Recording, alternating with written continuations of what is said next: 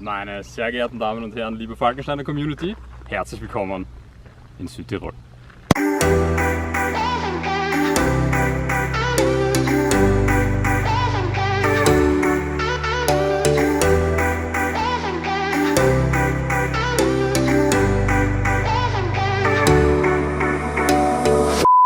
Einen wunderschönen guten Morgen, liebe Falkensteiner Community. Trip Nummer 3, Tag Nummer 1 und oh mein Gott, was haben wir heute vor? Summer's gone, I'm latching on. Don't even know your name, but you're still in my head. Wir sind jetzt am Weg vom Falkensteiner Hotel zur Fahnealm. Und ja, man könnte sagen, warum gehen wir das nicht zu Fuß? Es sind nur 5 Kilometer. Wir haben heute aber so viel vor, dass wir uns gedacht haben, die 5 Kilometer, die sparen wir uns und die fahren wir lieber mit dem Auto. I guess it's history now and I shouldn't care, but it still hurts. I didn't realize the danger, cause you're the end of the rainbow. Wir sind jetzt hier angekommen auf der Fahnealm und suchen hier die Zinglerhütte. Dort dürfen wir uns kurz mit dem Egon unterhalten. Der Egon ist anscheinend der Chef von der Zinglerhütte. Gut, unsere erste Station ist jetzt hier in der Fahnealm. Wir sind auf der Zingerlerhütte und wir haben gerade getroffen den Egon. Erzähl uns ganz kurz, was machst du hier? Was ist das hier für ein Dorf? Was passiert hier? Da sind wir auf der Fahnealm. Was ich da mache, ist, betreibe da die Zingerlerhütte. Im Sommer haben wir Mitte Mai bis Ende Oktober und im Winter vom 5. 6. Dezember, gerade wieder Samstag fällt, bis Ostern. Wie lange machst du das hier schon? Bin ich leider bald 30 Jahre da. 30 Jahre? Ja. 30 Jahre Zingerlerhütte. Genau. Wenn ich mir jetzt vorstelle, wir gehen vom Falkensteiner Hotel weg, circa 1,5 Stunden gehen wir hierher und ich habe einen Mörderhunger zum Mittag. Was bestelle ich mir am besten? Zum Mittag würde ich Schlutzkrapfen, Knödelgulasch, einen Kaiserschmarrn nachher. Was sind Schlutzkrapfen? Schlutzkrapfen sind Teigtaschen, halbmondförmig, mit Spinat-Topfenfüllung, mit Butter überschmelzt und mit Parmesankäse. Unser Plan ist heute, oder war heute ursprünglich, Wilder See und dann Wildspitze. Wilde Kreuzspitze. Wilde Kreuzspitze. Jetzt haben wir aber schon von mehreren Seiten gehört, vielleicht noch ein bisschen zu viel Schnee bis zum Wilden See. Ich glaube, schaffen wir es, auch in nicht so guten Schuhwerk. Wilden See, können wir da kann man okay. schlafen. Von wann bis wann könnt ihr hier Essen anbieten? Ich sage, wir machen von 11 Uhr bis 16 Uhr machen wir warme Küche. Müsste eigentlich schon hinhauen. Auch der, was ein bisschen weiter geht, noch zurückkommt um 15:30 dann kriegt er immer noch eine warme Mahlzeit. Nicht? Das war Stop Nummer 1, das war die Fahnealm. Und wir machen uns jetzt am Weg zum Wilden See, der angeblich noch ein bisschen gefroren ist. Aber wir haben beide an, kurzes Laber, kurze Hose. Mal schauen, es ist aber so schön, es soll am Donnerstag sogar bis zu 40 Grad bekommen. Ich mache mir also nicht allzu viel Sorgen. So ein bisschen Abkühlung zwischendurch ist ja auch ganz okay. Und wenn ich sage wir, meine ich nicht nur mich, nein, ich meine auch die Steph. Steph, sag hallo. Hallo. Steph begleitet mich die 4 Tage hier in Südtirol. Ausgebildete oberösterreichische Bergführerin. Also, ab geht's, 2,5 Stunden zum Wilden See.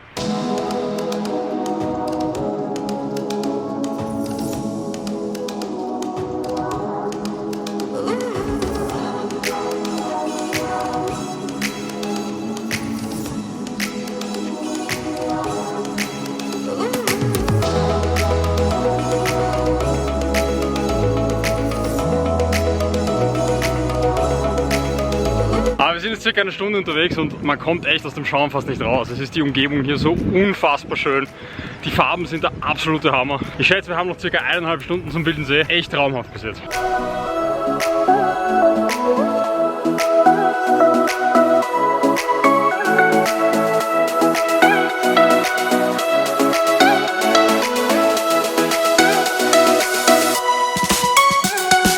Also was ich ganz ehrlich zugeben muss, was ich überhaupt nicht verstehe, ist, wie hier noch Schnee liegen kann. Das haben wir zwar alle schon mal erklärt, aber es hat gefühlt 25 Grad und das doch seit mehreren Tagen.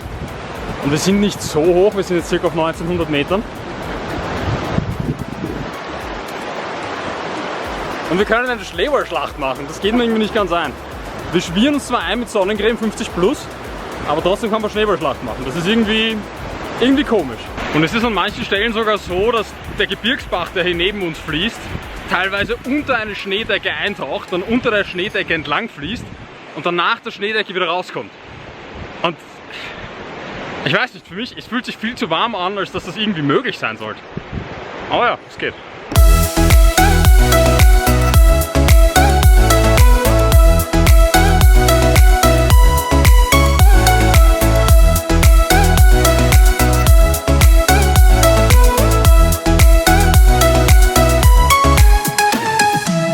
Wir nähern uns mit Riesenschritten unserem ersten Etappenziel. Da vorne noch ca. 200 Meter weiter. Da vorne ist der wilde See.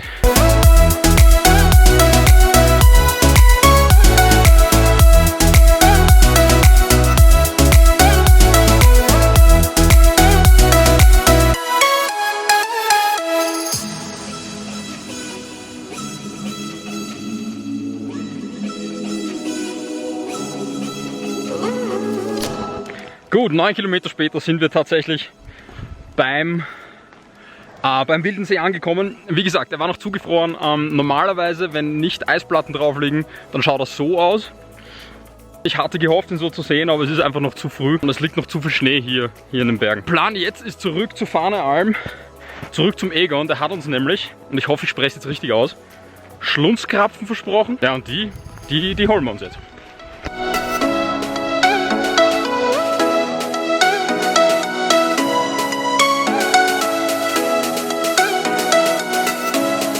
Steph, erzähl uns kurz, was haben wir gerade gesehen?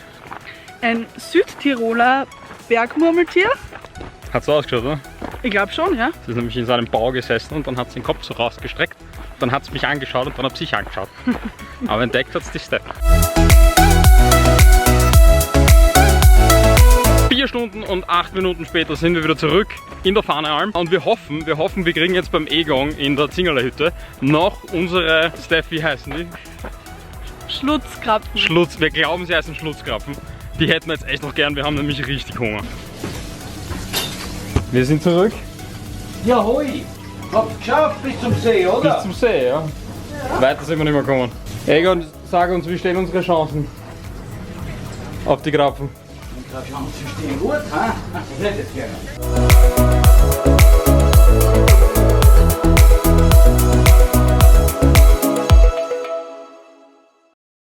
Nach der heutigen Wanderung habe ich, glaube ich, ziemlich eindrucksvoll bewiesen, dass ich mich nicht einschmieren kann. Man sieht das an dieser schönen roten Ecke, die ich hier habe. 50 Kilometer Wanderung, kleines Nickerchen, kurz im Spa-Bereich und Abendessen. Alles geschafft. Das war's für heute, das war's für Tag 1. Morgen geht's zum Antholzer See, circa 1 Stunde mit dem Auto weg, einmal um den See herum. Hoffentlich ein paar coole Bilder dabei. Eine wunderschöne gute Nacht. Und weiter geht's. Wunderschönen guten Morgen, Tag Nummer 3. Was haben wir heute vor? Wir waren jetzt gerade frühstücken, haben uns ein bisschen Zeit gelassen in der Früh und jetzt geht's ab zum Antholzer See.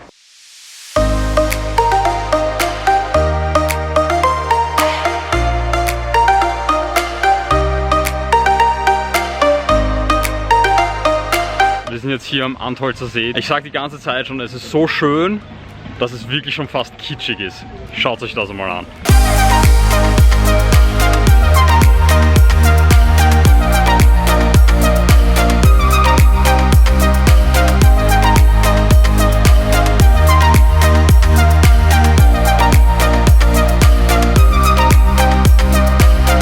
Jetzt quasi die zweite Halbrunde fertig vom Antholzer See und es ist jetzt nichts unbedingt Neues, dass ich sprachlos bin bei schönen Landschaften, aber Steph? Eine Mischung zwischen Bilderbuch und Märchen, würde ich sagen. Ja.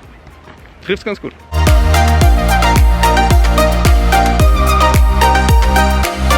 Okay, das war Antholz. Es ist jetzt 14:41 Uhr und wir müssen uns beeilen, weil um 16 Uhr und um 17 Uhr bekommen wir endlich unsere wohlverdienten Spa-Behandlungen. Gut, wir sind zurück von Antholz, wir sind zurück im Hotel. Es ist kurz vor 4, das heißt noch schnell fertig machen für die Massage und dann ab in den Spa-Bereich.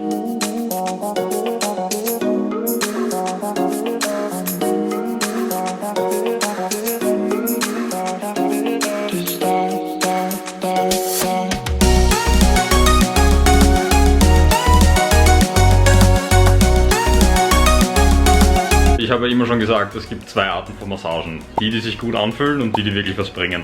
Und die Massage jetzt gerade, die erfüllt definitiv beide Kriterien. Wieder mal sensationell. Liebes Falkensteiner Team, Massagen bei euch 1A. Nicht vergessen, wenn ihr direkt über die Website eure Spa-Behandlung bucht, bekommt ihr sie dort 20% billiger.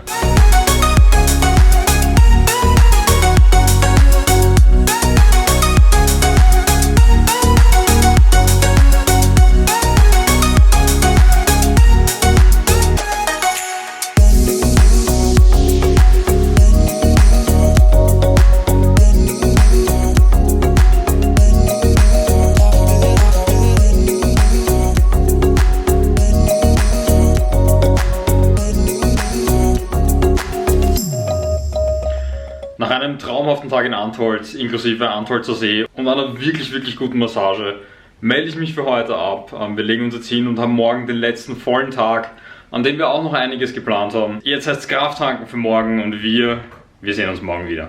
Ciao! Wunderschönen guten Morgen, Tag Nummer 3. Heute geht's wieder am Berg rauf. Aber vorher darf ich mich noch ein paar Minuten mit der Gabi Falkensteiner, dem Head-Off vom Falkensteiner Hof, unterhalten. Einen wunderschönen guten Morgen, Tag Nummer 3. Und ich habe jetzt das Vergnügen, mit dir ein paar Minuten reden zu dürfen. Sag doch mal ganz kurz, wer du bist und was du hier tust. Also ich bin die Gabi Falkensteiner und ich bin ein Jolly. In jedem Falkensteiner Hotel in Südtirol, wo irgendjemand fehlt, dort springe ich ein. Wenn man jetzt sagt, man ist nicht so sportlich, habt ihr auch hier irrsinnig viel Angebot, was man im Hotel oder rund ums Hotel machen kann. Was ist denn da so ein Auszug drauf? Also ich würde sagen, ganz toll ist, wenn man mit der Bergbahn ins Jochgau fährt. Dort gibt es auch eine Wanderung von 1 Stunde und man kommt zu einem wunderschönen Gipfelkreuz und ist trotzdem auf 2000 Meter Höhe und hat ein Bergerlebnis. Also ein Bergerlebnis quasi ohne viel Anstrengung. Ohne viel Anstrengung, genau. Dann, was noch toll ist, ist natürlich, wenn man mit den E-Bikes fährt. Aber auch im Pfalz kannst du shoppen. Du setzt dich in den Bus mit der Almencard, du musst nichts bezahlen und bist in 20 Minuten in Brixen. Und in Pfalz hast du auch von der Kulinarik was geboten. Also wir geben uns doch Mühe, dass wir den Gästen ein bisschen verschiedene Sachen aus der Südtiroler und aus der italienischen Küche bieten. Wir haben gestern in Antholz gehört, dass ihr sehr stolz darauf seid, dass ihr noch die Falkensteiner Familie noch sehr, sehr tief verankert im Unternehmen seid. Falkensteiner ist entstanden in Südtirol, also der Kern kommt aus Südtirol. Welche Bedeutung hat das Land Südtirol für die Gruppe Falkensteiner? Unsere Stärke ist es, dass wir doch überall sehr präsent sind. In jedem Hotel kannst du jederzeit auf jemanden treffen und ich glaube, das ist unsere Stärke, dass wir auch versuchen, den familiären Hintergrund, das Welcome Home zu leben. Also das muss ich auch ganz ehrlich sagen, in den 3 Hotels, die ich bis jetzt gesehen habe, hat man das auch ganz, ganz stark gemerkt. Wir haben uns mal am Berg. Vielen, vielen Dank für die paar Minuten, die du für mich hattest. Dir. Und wir sehen uns dann am Abend beim Nachspeisenbuffet. Genau. Danke dir. Danke.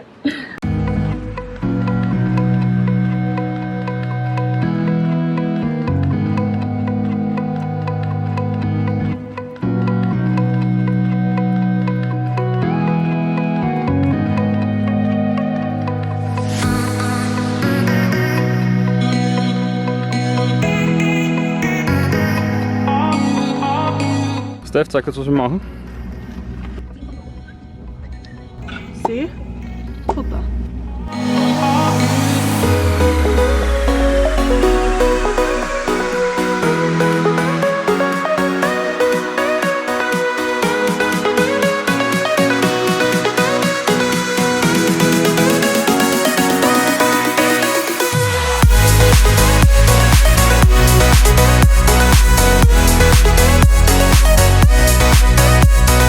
Gut, und jetzt das wohlverdiente Mittagessen. Da direkt vor uns, ca. 50 Meter, ist die Ochsenalm. Ochsener Hütte. Ochsener Hütte. Ja, Ochsener Hütte. Dort gibt es Mittagessen.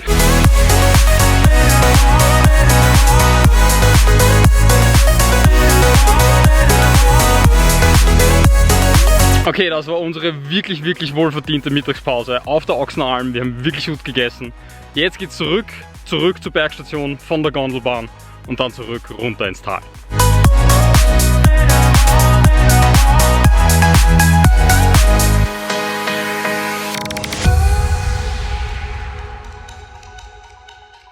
Gut, nach dem auch nicht ganz unanstrengenden Tag geht es jetzt zum Abendessen und es ist das letzte Abendessen, weil morgen geht schon wieder zurück nach Hause. Okay, meine Lieben, das waren 4 Tage Südtirol. Wir sind mittlerweile am Heimweg. Die Steph fährt die letzten Kilometer. Wir sind schon in Wien. Wenn es euch gefallen hat, bitte vergesst nicht, unten auf den Like-Button draufhauen. Schreibt es mir in die Kommentare rein, was ihr beim nächsten Mal mehr sehen wollt. Falkensteiner ist nicht nur auf YouTube, sondern natürlich auch auf Instagram und natürlich auch auf Facebook. Und ein Geheimtipp ganz am Schluss. Noch ist das Gewinnspiel von Falkensteiner online. Einfach eure Urlaubsfotos mit dem Hashtag MyTravelTube taggen und auf Instagram posten. Vielleicht gewinnt ihr den Falkensteiner Urlaub. Ich drücke euch die Daumen und wir sehen uns nächstes Mal. Ciao!